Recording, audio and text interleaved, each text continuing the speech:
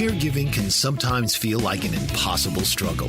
Caregivers may be torn between taking care of loved ones and trying to maintain balance in life. The good news is that it doesn't have to be that way. The Caring Generation with host Pamela D. Wilson is here to focus on the conversation of caring. You're not alone. In fact, you're in exactly the right place to share stories and learn tips and resources to help you and your loved ones. So now, please welcome the host of The Caring Generation, Pamela D. Wilson.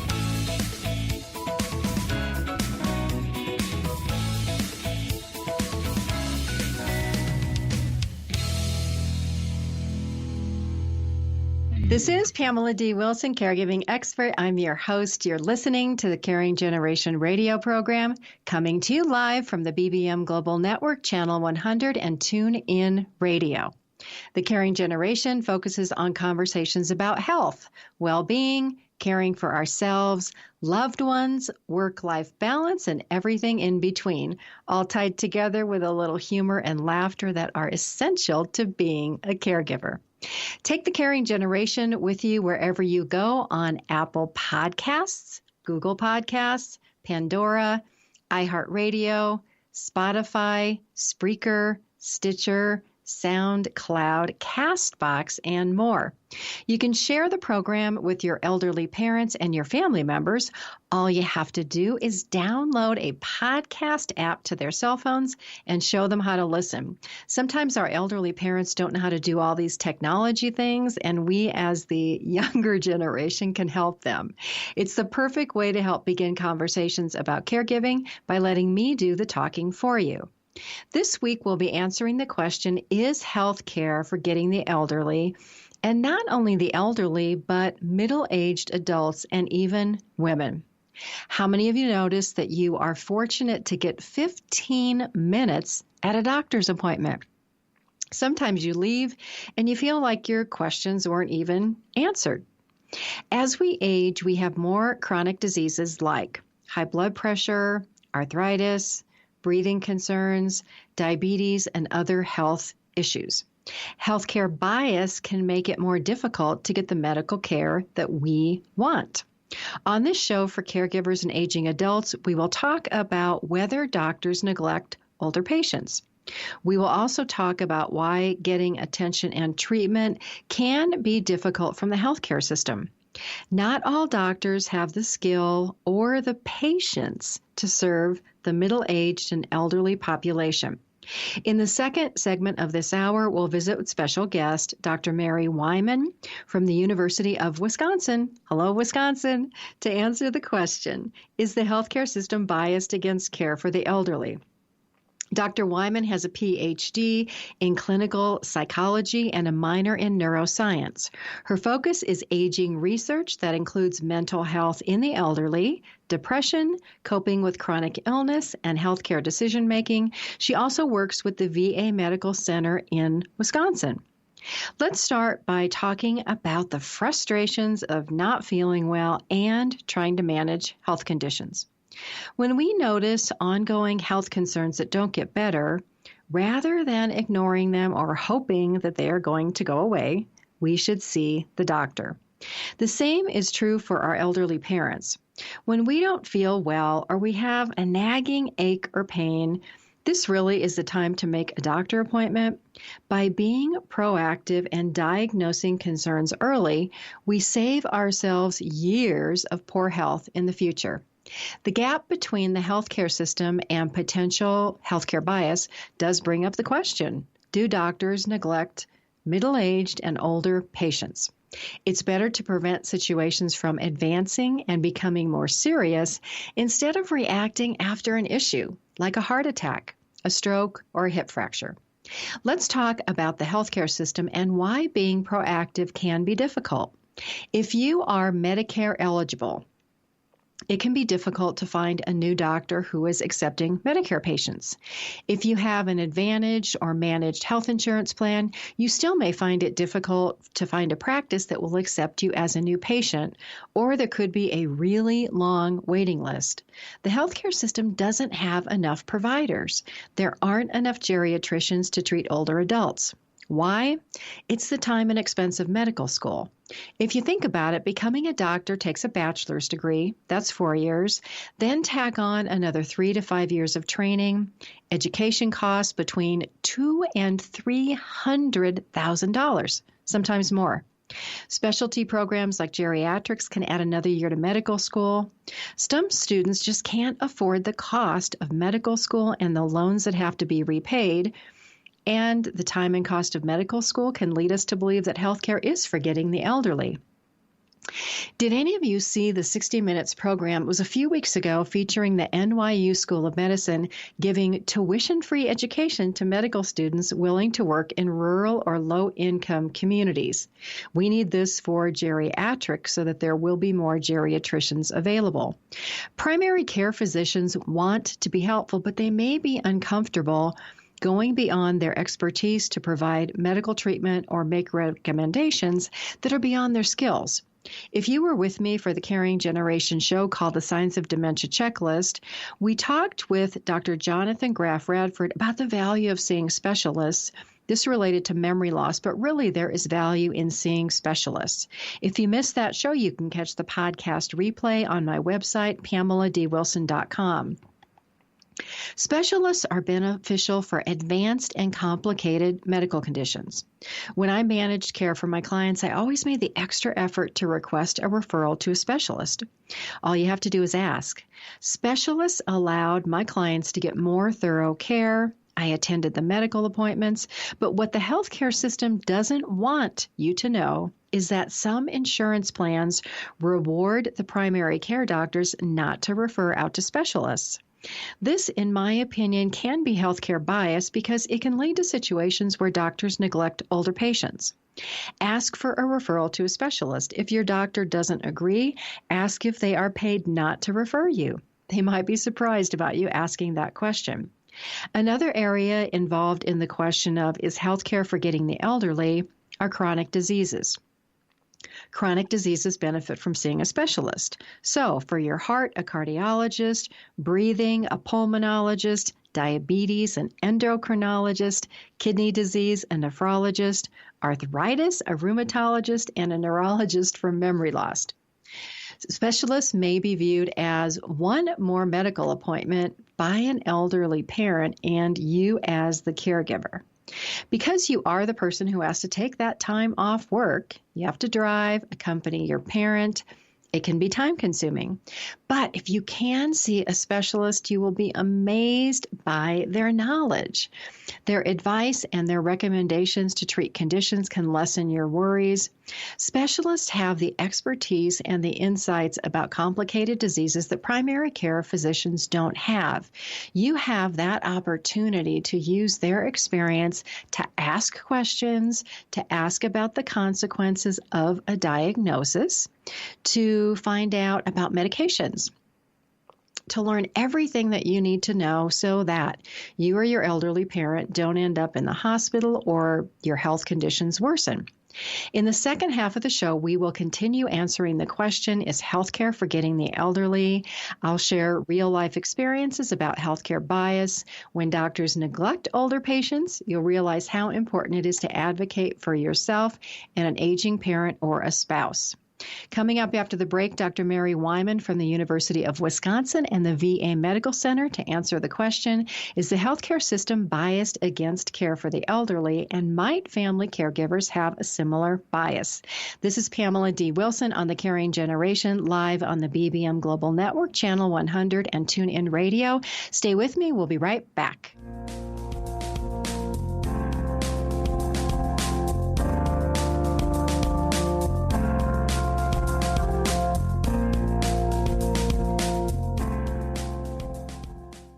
French Rastafarian baker Chef Hugues Mott is a fourth-generation baker and has worked in 11 countries across 3 continents. Born in Mulhouse, France, he began apprenticing in his father's bakery at age 12 and has devoted his life to learning cultures of the world from inside kitchens across the globe. He also teaches traditional French baking by hosting demonstrations and classes, and his passion for baking is reflected in his delicious confections. With a deep respect for discipline and his Rastafarian way of life, Chef Ugmat exemplifies commitment to tradition and culture in a global world. Traveling extensively and combining a myriad of flavors into his recipes, Chef Ugmat brings a unique approach to baking. To read more about the French Rastafarian baker, visit www.frenchchefug.com. That's Hugues. Bon appetit and bless up. Mike Zorich, a three-time California state champion in Greco-Roman wrestling at 114 pounds. Mike, blind since birth, was born in Hartford, Connecticut. He was a six-time national placer, including 2 seconds, 2/3, and 2/4. He also won the Veterans Folk-Style Wrestling twice at 152 pounds. In all these tournaments, he was the only blind competitor.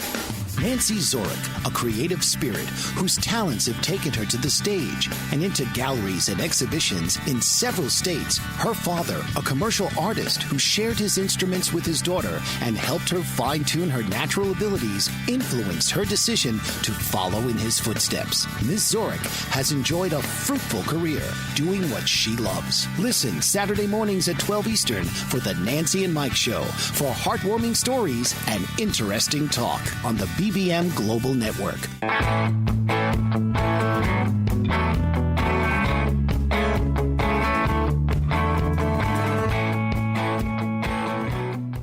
This is Pamela D. Wilson, caregiving expert. I'm your host. You're listening to The Caring Generation, coming to you live from the BBM Global Network, Channel 100 and TuneIn Radio.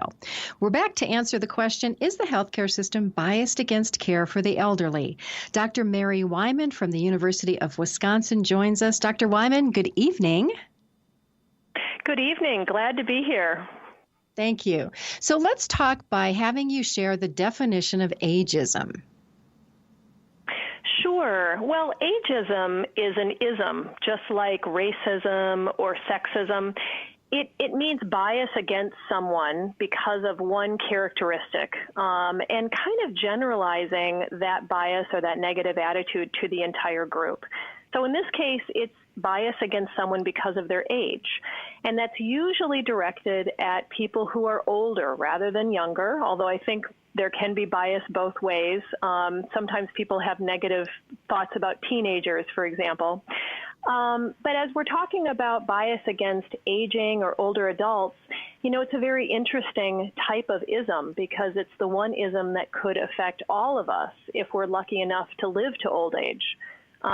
It's been said that ageism is a prejudice or a bias against our future selves, and I think that's really important to keep in mind. Let's talk about how that bias might exist in the healthcare system, and what does the research say about how negative attitudes toward aging might affect our healthcare experience? Yeah, well, that's a really good question, and there's actually quite a bit of research looking at age-related bias in healthcare. And we can think about that bias or discrimination being expressed at different levels. So we can start at that basic interpersonal level, thinking about healthcare staff, doctors, nurses, other kinds of healthcare professionals, and their attitudes toward older adults, and their behavior toward older adults. And one thing I should say that's really important, thinking about this bias in the healthcare system and really in our society at large, we know that most of the time that bias or that ageism is unconscious. It's not something that people are aware of. It's something they've simply picked up growing up in our society, hearing lots of messages and negative stereotypes about older adults. So that's certainly true for our healthcare professionals as well. So we're thinking about that interpersonal level between the healthcare professional and their older patient. But we're also thinking about all the way up to the highest level, institutional bias or bias in terms of policies, payment plans, or other things that would affect healthcare for older adults, what they have access to and what's paid for. So we know that there's research showing that there are negative attitudes toward older patients among healthcare staff. Not all healthcare staff see it that way, but probably about half in a number of studies describe or answering questionnaires sort of reveal some more negative attitudes toward older adults. There's also evidence that their negative attitudes toward specialties or healthcare settings where people are working primarily with older adults. Often those geriatric settings aren't seen quite as prestigious as some other medical specialties, and sometimes aren't paid as well working in that setting with older adults. For example, there's some studies that showed a description of a patient, same symptoms, same presentation, and some doctors got a description of a patient that was described as being an older adult. Some doctors got the same description, but the patient was described as being a younger adult. And we know for about half of those doctors, they tended to make a different decision based on the fact that they thought the person was an older adult, often not referring them for certain diagnostic procedures, not referring them for certain types of treatment. So we know that the attitudes are there. We suspect, based on studies like that behavior, diagnostic or treatment decisions can be affected, sometimes in very subtle, unconscious ways, as I mentioned. And we also know that at that upper level, that institutional level or society level, policies like what Medicare in this country, what Medicare will cover, what kinds of services, that Medicare is based on age. That's how people are eligible for it. And it wasn't that long ago that Medicare didn't actually cover certain preventive diagnostic tests or screening tests, with the belief that older people as a whole couldn't benefit from those tests. And that's changed now. But that would be an example of a healthcare policy, that bias operating at that upper level. And what about family caregivers who are helping? Do they also have this unconscious bias? That's a great question. And there really is not a lot of research looking at the attitudes and beliefs of family caregivers. And that's something that we really need to understand a lot more about. There is some research that suggests that even very loving, committed family caregivers of older adults often buy into those negative, unrealistic age stereotypes, just like the rest of society, even if they don't realize it. And our own group has looked at attitudes toward aging among family caregivers of older adults. We found a couple interesting things. One is we found differences in ageism by cultural group. And to us, that suggested that we're probably learning these attitudes about older adults early on through our cultural upbringing. We're absorbing the messages and watching things happen in the society that we grew up in. And that's good news because we also can unlearn those attitudes later on. So another finding that we had is that the relationship with the older adult themselves is a really important part of trying to combat that unconscious bias among family caregivers. So focusing on that relationship, a positive, nurturing relationship with the older adult in your life, you might be able to shift that bias to be more realistic and less based on negative false stereotypes. Okay, Mary, we are going to head out to a break. We will continue our conversation with Dr. Mary Wyman from the University of Wisconsin after this break. I'm Pamela D. Wilson, your host. You're listening live on the BBM Global Network, Channel 100 and TuneIn Radio. Stay with me. We'll be right back after this break.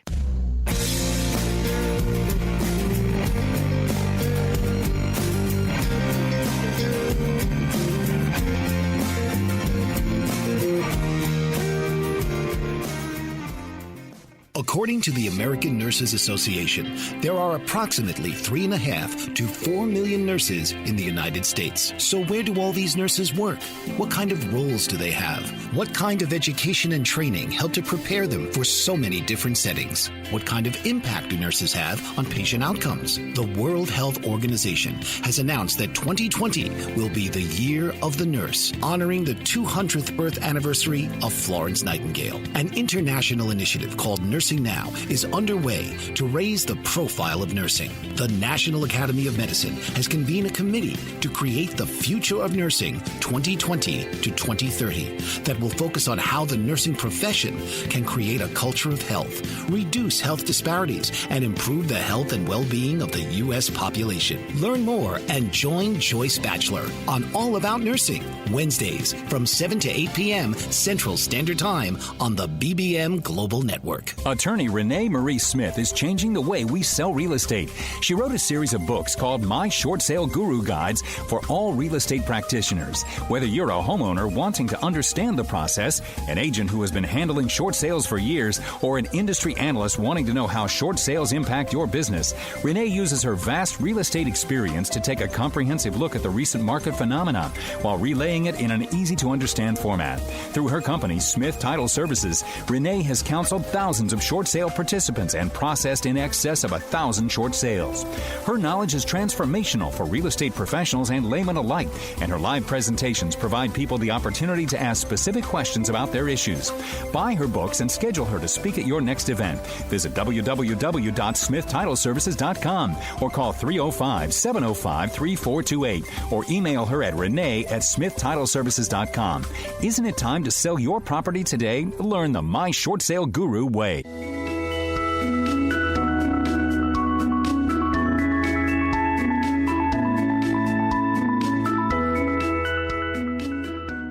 This is Pamela D. Wilson, caregiving expert. I'm your host. You're listening to the Caring Generation radio program for caregivers and aging adults, coming to you live from the BBM Global Network, Channel 100 and TuneIn Radio. Let's continue our conversation with Dr. Mary Wyman from the University of Wisconsin about healthcare bias.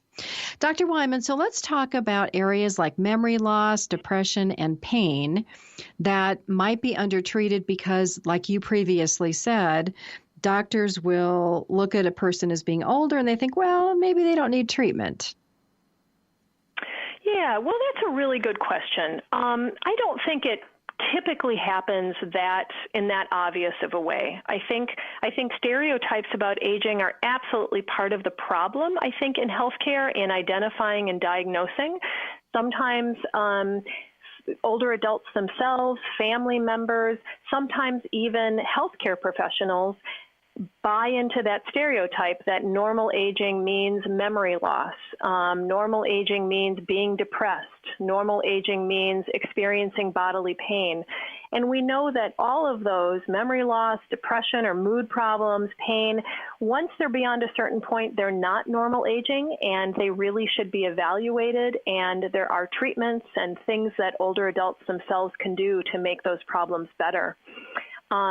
So I think it's a complicated thing sometimes to separate that out in the doctor's office, but also before that for the older adult to decide, yeah, there's something going on and I want to get evaluated and get on top of this. This isn't how being old should be. And how often does that happen? So how often does an older adult say, well, I am old, I should be in pain, I should have all these issues? Is that a super significant problem, or is that kind of a smaller problem out there? Yeah, well, that's a really good question. Well, we know that negative beliefs about being old exist among older adults themselves. After all, they were raised in the same society with lots of negative messages about what aging is and those negative stereotypes. They were raised in that same society just like the rest of us. And we also have a fair bit of really interesting research data showing that attitudes about one's own aging predict health problems in old age. So we know that, for example, people who have more positive attitudes about their own aging later on are going to have less heart problems, less cardiac problems, also less problems related to brain changes that can be a sign of Alzheimer's disease.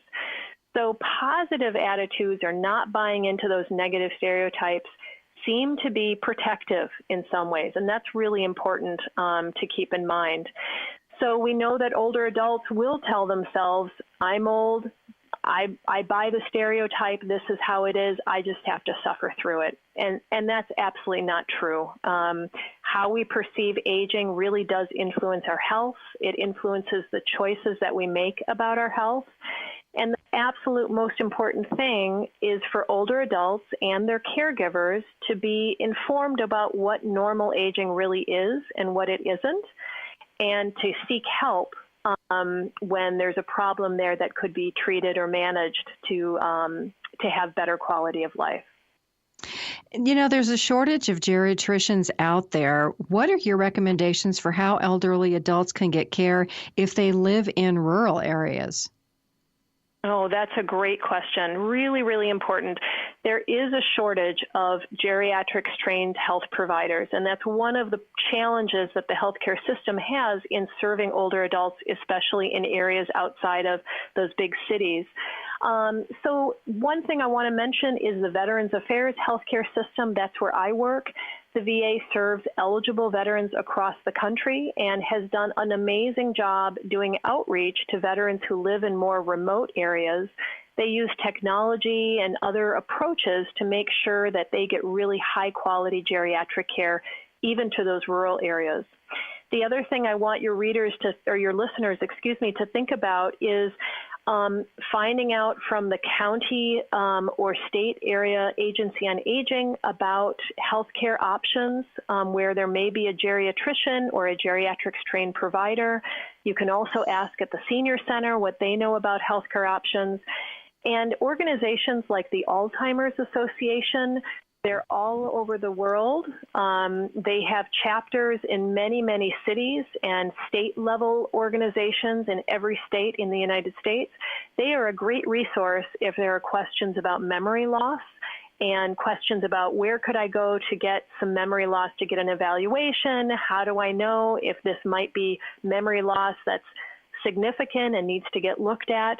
They're a wonderful resource. They have a great website, and as I said, typically telephone numbers even in the most rural areas, there's a way to reach them via telephone. So I encourage your listeners to be advocates for themselves, gather lots of information, and really be proactive in caring for their health. Mary, I thank you so much for joining us. This has been such helpful information. Could you just really quick give, like if somebody was going to try to find a local VA, what do they Google? Do they Google VA Medical Center, or how do they get there? Yeah, the website would be va.gov, so G-O-V. You can get on there. You'll find out where your local medical center is. Also, if you're a veteran and you don't know if you're eligible, there's a button on the website that will allow you to apply for eligibility and find out if you can get your care at the VA. I encourage all veterans to do that. So very, very simple, va.gov. Great. Thank you so much for being with us. Listeners, coming up after this break, we will continue to answer the question, has the healthcare system forgotten the elderly, and do doctors neglect older patients? Helpful information for caregivers and aging adults is on my website, PamelaDWilson.com. I'm Pamela D. Wilson, your host. You're listening to The Caring Generation, live on the BBM Global Network, Channel 100, and TuneIn Radio. Stay with me. We'll be right back.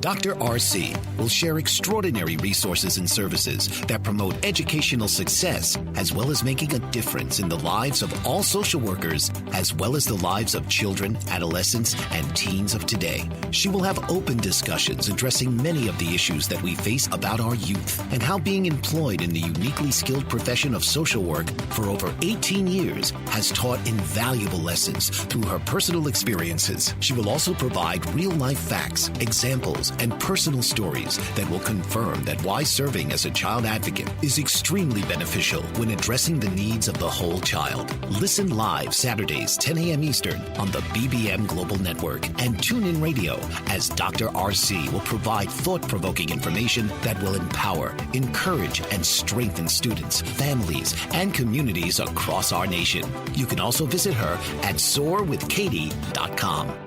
Dr. Rob Moyer is the director of the Ocean River Institute, and he is passionate about saving the ocean by helping dolphins suffering from nitrogen pollution. Nitrogen is a dangerous pollutant affecting our oceans, altering ocean ecosystems, and contributing to global warming. The Ocean River Institute provides opportunities to make a difference and encourages people to go the distance for savvy stewardship of a greater and bluer planet Earth. Partnered with organizations from Massachusetts to Florida, Alaska to the Caribbean, the Ocean River Institute's mission is to foster involvement in conservation and environmental monitoring by facilitating grassroots efforts at local and regional levels. Hello, I'm Rob Moyer of the Ocean River Institute. Please visit our website at oceanriver.org. Sign up for free e-alerts. You may call us at 617-661-6647. Our email address is info@Ocean River. Become informed and then act with us. Thank you.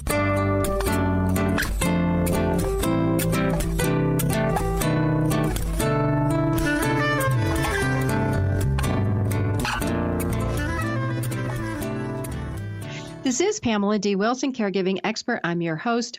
You're listening to the Caring Generation radio program for caregivers and aging adults, coming to you live from the BBM Global Network, Channel 100 and TuneIn Radio. We're back to continue our discussion. Has the healthcare system forgotten the elderly? Is the healthcare system biased? And do doctors neglect older patients? Let's talk about healthcare providers so that I can help you learn how to advocate for yourself or a loved one.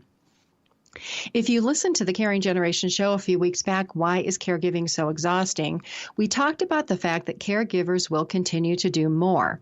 You'll have to be more proactive about care for your elderly parents and yourself. Otherwise, you might experience healthcare bias and not receive the treatment that you need. How many of you have ever gone to the doctor? You've received advice, instructions, maybe a prescription, a test recommendation, follow-up appointment, but you ignored the doctor and didn't follow through. This situation happens. It's real. Refusals by patients in following medical advice frustrate doctors. The doctors think, well, why bother? I have patients who are ignoring me and won't follow through with my advice. How do you think the doctor feels? So exasperated, like they're talking to the wall. This is one of the reasons why doctors might neglect older patients who don't listen. The experience that patients don't care and won't follow advice is a problem. It's a bigger problem when the doctor lists you or an elderly parent as non-compliant in your medical chart. You don't know it, but the doctor putting that non-compliant in your chart can make it more difficult for you to get care and treatment when you want it. Be very careful about not following through. And if you don't follow through, explain why to the doctor so that that information can also get in your record. Because refusing care without a good reason does carry a cost. If consumers and patients followed medical advice all the time, there might be fewer health problems, lower health costs.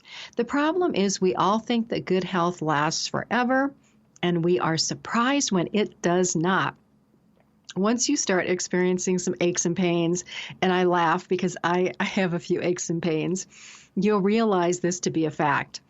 Another challenge is that doctors don't explain to patients why they should follow their advice. If you're told what you should do with no explanation, how likely are you to do it? Not very. Then you have a surprise, your health changes, a diagnosis gets worse, you have multiple health concerns that are stacking up, one on top of the other. That can make it difficult for physicians to treat middle-aged and elderly adults. Here's a simple example. High blood pressure. It can cause future heart and circulatory issues, memory loss, dementia, but we don't talk about that. So if you have multiple health conditions, are you being proactive? Are you attending doctor appointments? Are you taking your medications as prescribed? Do you even prepare for your doctor appointments? It's important because time is so limited that you have a list of things to discuss with your doctor. The more prepared you are, the more you can make sure that you receive the care that you need. When you go to the doctor, do you take a list of all your medications, all the over-the-counter items, which are extremely important because those can work against your medications? Regular blood tests every 6 months if you have diabetes, or every couple of years for cholesterol, for triglycerides. All of those can indicate potential health problems before they arise. And then we have older adults who don't question doctors.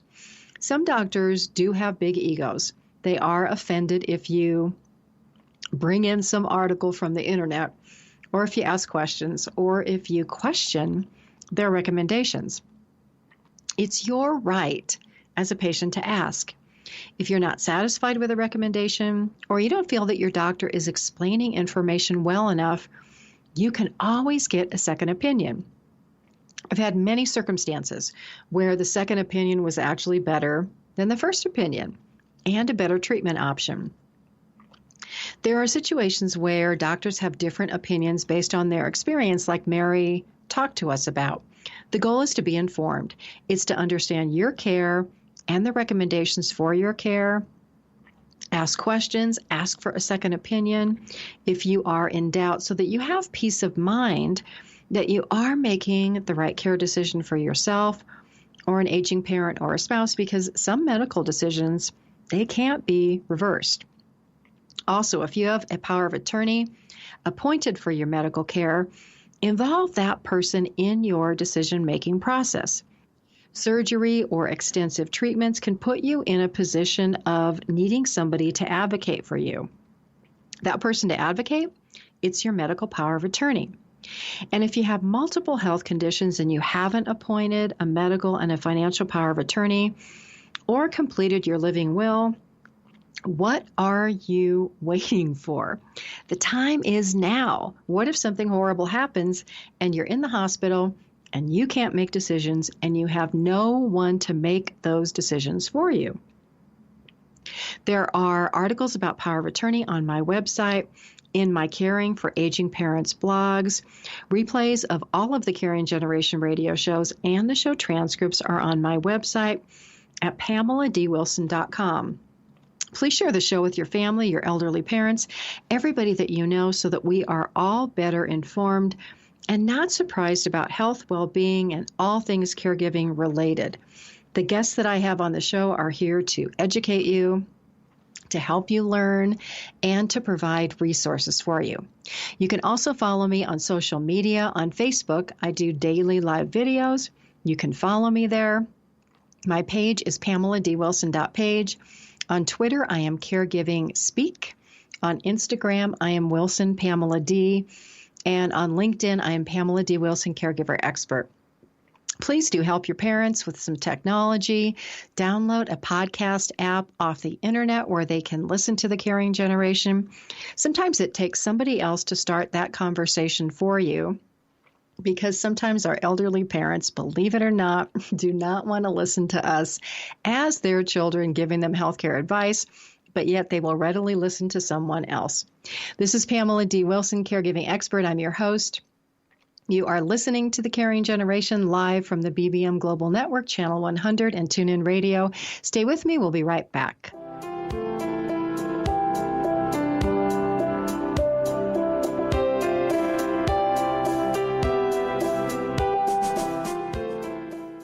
Are you looking for employment and live in Los Angeles, Orange, Riverside, and San Bernardino counties? Jobs Annex is the place for you. Are you an employer looking to fill a position or quite a few positions in Los Angeles, Orange, Riverside, and San Bernardino counties? Jobs Annex is for you. Employers, JobsAnnex.com is your resource for career-minded people. JobsAnnex.com is the convenient place for job seekers and employers to hook up and move forward. Jobs Annex has been serving Los Angeles, Orange, Riverside, and San Bernardino counties for over 14 years. Jobs Annex is a former employment search firm. We've evaluated many thousands of resumes, and we understand what employers want and what job applicants need to be successful in their interviews. At Jobs Annex, we provide you with the tools to tell your story for free. Our resources at jobsannex.com will help each applicant construct an award-winning resume, an eye-catching cover letter, and key interview questions to ask in various types of interviews. Best of all, it's free. jobsannex.com. That's jobsannex.com. Master of words, powerful player.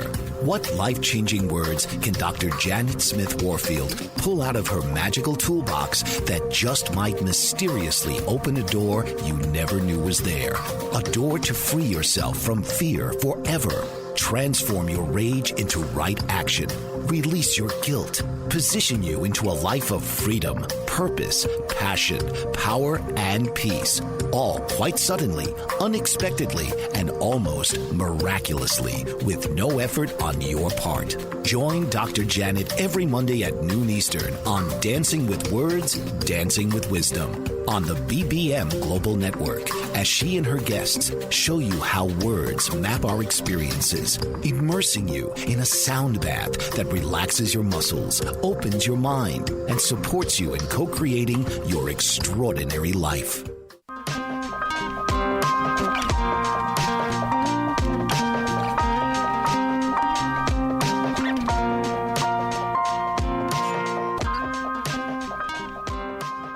This is Pamela D. Wilson, caregiving expert. I'm your host. You're listening to The Caring Generation, coming to you live from the BBM Global Network, Channel 100 and TuneIn Radio. We're back continuing our conversation about healthcare bias and answering the question, has the healthcare system forgotten the elderly? How many of you take aging parents, spouses, or other family members to doctor appointments? Do you notice when you're in the room, is the doctor speaking to you or them? Many times when a family member is present at a doctor appointment, the doctors will talk to the family member in the room instead of the elderly parent. This is just one of those things. The doctor thinks it's easier, quicker, and they will get faster answers from a family member because there's only 15 minutes for that appointment. There's really no time for chit-chat or personal conversations, and sometimes our elderly parents want to make small talk because they think it is polite. Unfortunately, small talk can take up most of the appointment. Your elderly parent is there for a purpose. You want to make the time effective and efficient. So you should be in that room, but make your loved one the star of the appointment. Let your mom or dad answer the questions, and when a question can't be answered or if they answer incorrectly, ask if you can help with the answer. It's a dignified approach to medical care. Other complications that can happen are if your elderly parent has hearing loss or vision loss, sometimes you will need to step in and help explain information or relay information. Also, if you are listening as an elderly adult and you have vision problems, don't sign any paperwork that you can't read. Years ago, I was power of attorney for a woman who had macular degeneration. She didn't want to tell people that she couldn't read. So when people gave her paperwork, she would sign it, but she would ask to keep it so that she could ask me or somebody else to read it to her at a later date. This happens all the time when older people are hospitalized and you have to sign all of these forms. Be careful, though, because you might sign something that you normally wouldn't agree to if you understood it. So other situations are healthcare conditions about getting the right care. Pneumonia is a common concern among the elderly who have asthma, bronchitis, COPD, any type of breathing issues. Pneumonia is a condition, it's like a urinary tract infection that can repeat in the elderly, and it comes on overnight, very suddenly. Sometimes only noticeable by a little cough or a temperature, but it can result in a visit to the emergency room and not feeling well that can last for a couple of weeks. One of my clients was sent to the emergency room and he was diagnosed with pneumonia. It was so advanced that he was placed in the intensive care unit, and I was his medical power of attorney. Like we talked about with Mary, the doctor called and he questioned me about, well, do we really want to treat this person? He is 90 years old. It's a warning to you when you have a family member. Doctors may question whether or not they should be treated. In this situation, the doctor was leaning toward not treating my client, but because I was the power of attorney and I knew his health history. I knew that he would bounce back from treatment. I was very adamant saying, my client will bounce back. He does want to be treated. And fortunately, because I was that legal decision maker, the doctor had to listen to me. I knew he would bounce back, and he did. He was treated. He lived another 2 years. This is a situation where you as the family member, you can't be shy when you know what your loved one wants for care. Doctors in any setting can be intimidating, especially in hospital settings, and family members can be easily swayed. You know your elderly parent better than anybody else. You have to make sure that they receive care. And another issue very important for you to be aware of, it is the Patient Protection and Affordable Care Act, Provision 3025. It's called the Hospital Readmissions Reduction Program. You can Google that. There are penalties for hospitals who admit elderly patients who leave the hospital and come back within 30 days for certain conditions. The conditions are heart attacks, heart failure, pneumonia. So if you think of pneumonia, do you now see why the doctor didn't want to treat my client? He didn't want my client coming back to the hospital and having the hospital face a financial penalty.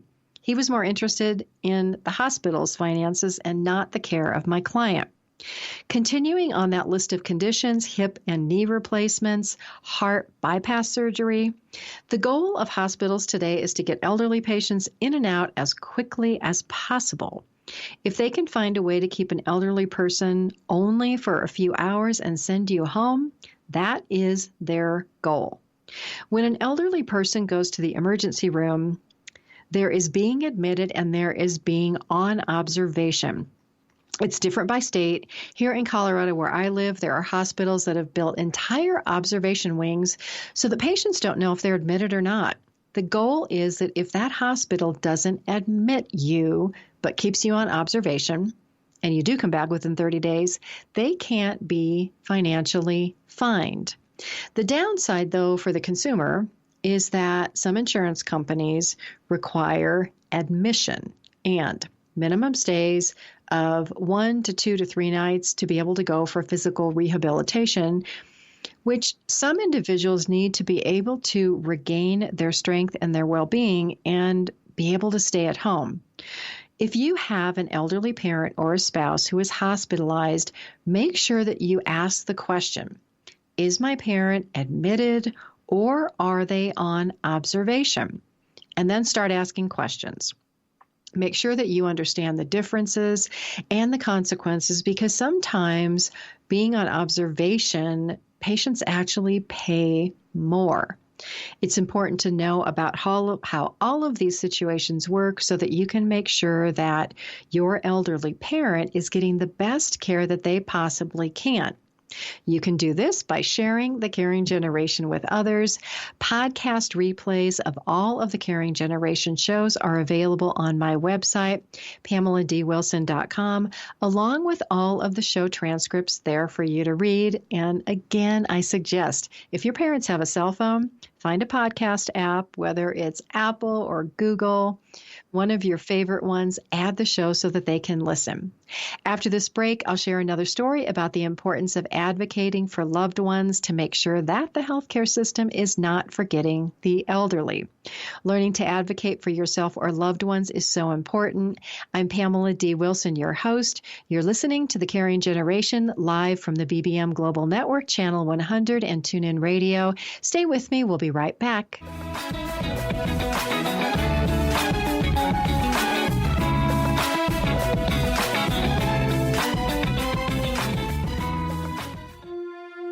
The opiate epidemic has reached crisis levels, and with so many families affected by addiction, opiate-related drug overdoses, and death, the time is now to have a real constructive conversation about addiction that could lead to better prevention, treatment, and recovery. Alan Charles, author and keynote speaker on drug abuse and prevention, presents The Alan Charles Show.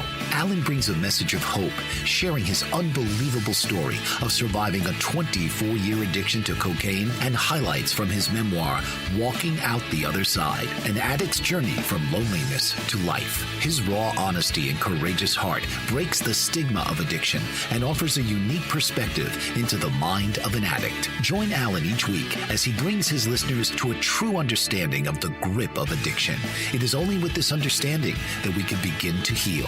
The Alan Charles Show, Thursdays at 9 p.m. Eastern on the BBM Global Network. There are artists, and then there's Alice Asmar. This award-winning artist has spent her entire life devoted to her artistic pursuits and has had a lifelong fascination with American Indians of the southwestern United States.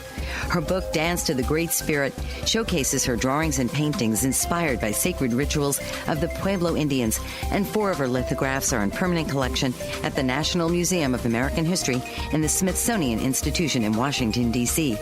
She is one of 4 artists in the United States to win a Woolley Fellowship for study in Paris at l'École des Beaux-Arts and has been featured in numerous publications. She's exhibited at the world's most prestigious museums and galleries and recently won a 20-year service award from the Burbank City Council and the inaugural art competition of the Foundation of the United States in Paris. Visit www.asmarart.com, www.aliceasmarinternational.com, and email Alice at aliceasmar@aol.com. Introducing BetterHomeAndGarden.com. That's www.betterhomeandgarden.com with just the letter N in Better Home and Garden. BetterHomeAndGarden.com offers you the highest quality products on the market that are environmentally safe and effective, and to make them available to you at the lowest possible prices. BetterHomeAndGarden.com understands that kind of creativity and do-it-yourself attitude. Thus, we developed our website, BetterHomeAndGarden.com. BetterHomeAndGarden.com offers you the following products right online: bath, bedding, collectibles, craft, sewing and hobby, food and beverage, furniture, home decor, kitchen and dining, lamps and lighting, large appliances, musical instruments, outdoor cooking, patio items, pet supplies, plant and garden, rug and floor coverings, small appliances, travel and luggage, and so much more. Better Home and Garden is an online retailer offering a wide variety of high-quality brand-name merchandise at discount prices. Our service is personal and we aim to please. Visit us at www.betterhomeandgarden.com. Make your home your own.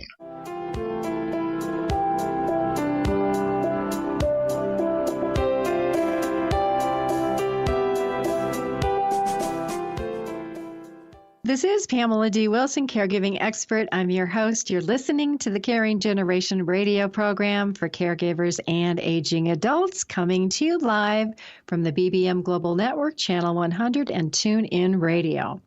Let's finish our conversation about healthcare bias and the question, is the healthcare system forgetting the elderly? Topics that we've covered. There is a physician shortage of geriatricians. The healthcare system is definitely rushed to provide care.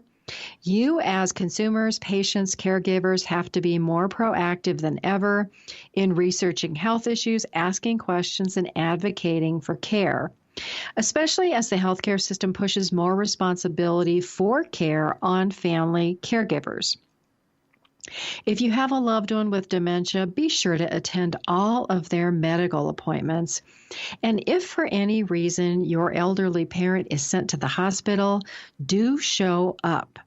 Persons with dementia or memory loss who don't have an advocate in medical systems, they're fair game for medical providers to do whatever they want to do without consulting anybody. If you are the medical power of attorney, make sure that the medical doctors and the healthcare team know that you must be contacted for all decisions. I've had physicians change or discontinue medications without asking me when I was a medical power of attorney, and this harmed my clients. I've also had physicians refuse treatments. These physicians lacked education about dementia, because not all physicians who treat older people know about dementia or memory loss or Alzheimer's, and sometimes there's a belief that since these people might be forgetful because they can't remember information, they may not deserve treatment. Dr. Mary Wyman and I talked about this earlier in our interview. The idea that old people are useless or they're a burden to society or that medical care for the elderly is expensive and a waste of time, it's prevalent in some healthcare circles. Since when do our aging parents, our grandparents, ourselves, and others not deserve care? While it may be true that younger patients recover better, have long lives, is it not true that the elderly parents cannot cover and stabilize? They can recover, they can stabilize, and they can do well. We have to remember that doctors are not God, that we have to be the squeaky wheel, that advocate who asks questions, who isn't afraid to disagree with doctors. It's our responsibility to care for our elderly parents because they cared for us when we were children, and they worried about us as we grew up. We all become caregivers because we love our elderly parents. We take on responsibilities, all of the tasks that do make our lives more stressful because we love.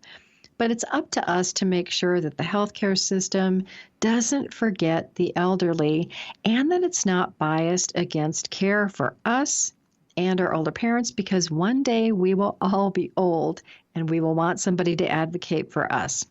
Listeners, if nobody has told you that you are amazing this week as caregivers or hasn't thanked you for everything that you do as a caregiver or in helping others, let me say thank you.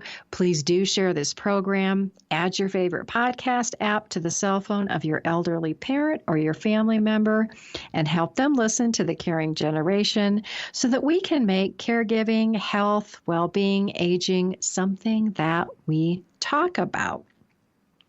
I'm Pamela D. Wilson, caregiving expert. I'm your host. I thank you for joining me this week on the Caring Generation radio program for caregivers and aging adults. Remember that all of the podcasts of the shows are on my website at PamelaDWilson.com. You can visit the website for helpful information. I look forward to being with you again next Wednesday evening. We have a fabulous guest who is going to talk about smoking and digestive problems. Please invite your family and friends to join us. God bless you all. Sleep well tonight. Have a fabulous day tomorrow and a great week until we're together next Wednesday. Tune in each week for The Caring Generation with host Pamela D. Wilson. Come join the conversation and see how Pamela can provide solutions and peace of mind for everyone. Here on Pamela D. Wilson's The Caring Generation.